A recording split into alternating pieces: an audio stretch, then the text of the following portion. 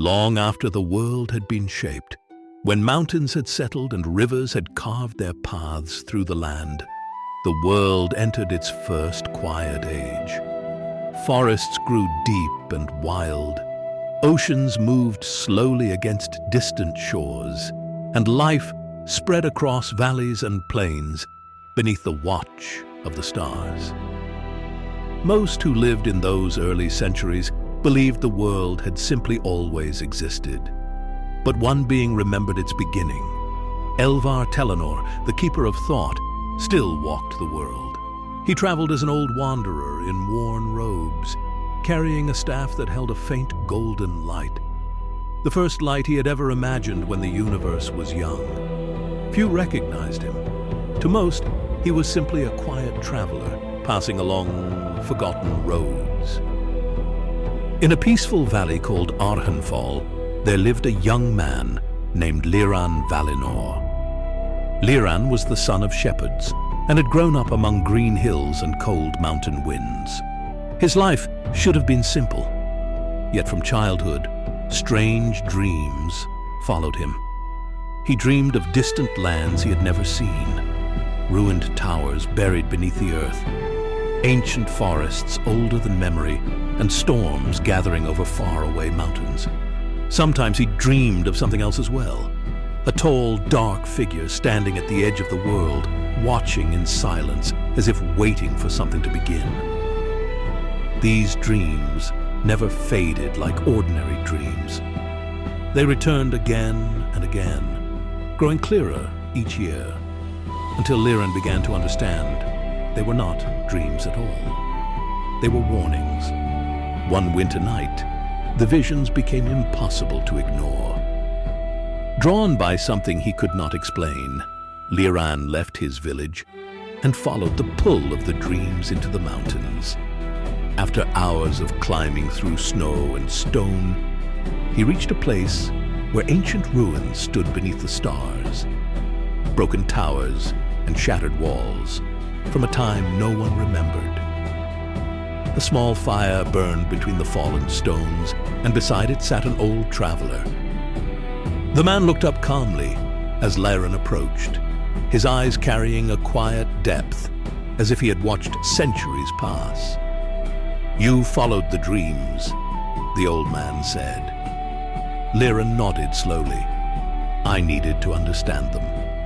The traveler studied him for a moment and replied, "That is why you are here." Before Liran could ask more, the wind suddenly stopped. The mountains fell silent, and the fire dimmed, as if the night itself had grown heavier. From the darkness beyond the ruins, a tall figure stepped forward. Its shape was almost human, yet its form twisted like smoke in the air. The ground cracked beneath its feet as it moved. A deep voice rolled through the ruins. "Elvar Telenor!"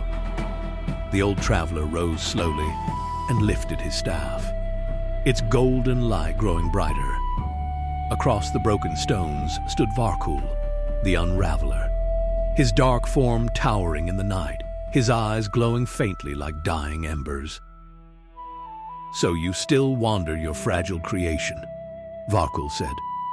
Elvar's voice remained calm. "As long as it lives."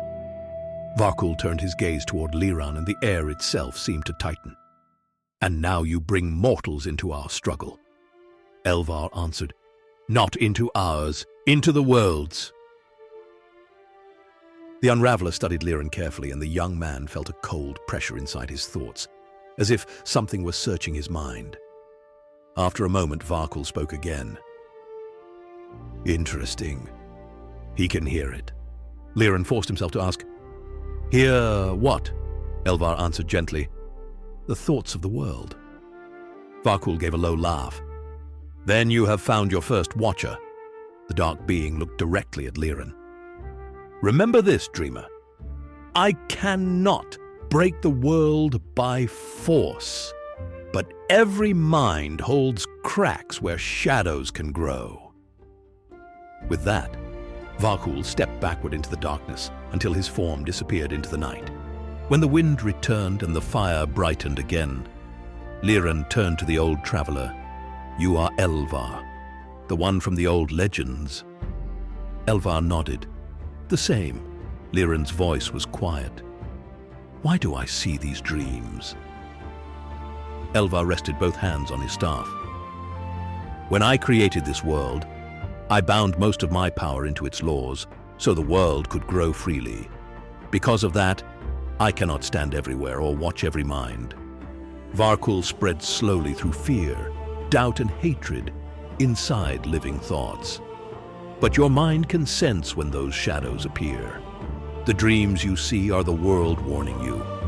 Liran understood at last. "So when the darkness touches the world, I will know." Elvar nodded. "And that is why you are the first chosen. I cannot walk beside every village or every king, but you can." Liran looked across the silent mountains and asked one final question. "What happens if I ignore the dreams?" Elvar answered simply. "Then the shadow spreads unnoticed, and one day the world may wake to find itself already unraveling." For a long moment, Liran stood in silence. Then he made his choice. "Then I will listen." Elvar smiled faintly, and the golden light of his staff glowed warmly in the cold mountain night.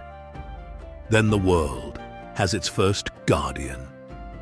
From that night forward, Liran Valinor left the valley of his birth and wandered the growing world, listening for the hidden disturbances only he could hear.